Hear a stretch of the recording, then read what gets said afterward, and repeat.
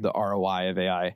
It is still relatively new and developing. So how can you track ROI kind of immediately? Is it something you can do, or do you really need time to better understand how it actually can save you money? So it's a good question.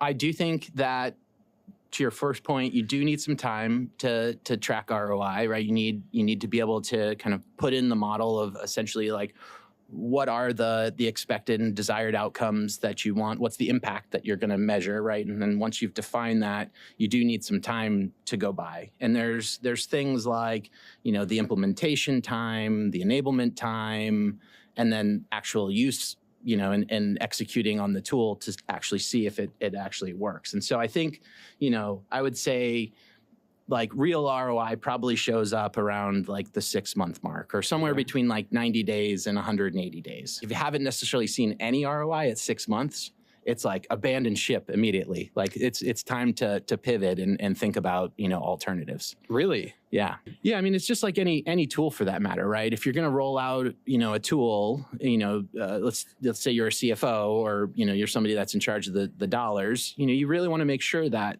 your employees are getting the most usage out of the tool, or your clients for that matter. And, AI in a lot of cases is a tool, right? These are tools that are being rolled out.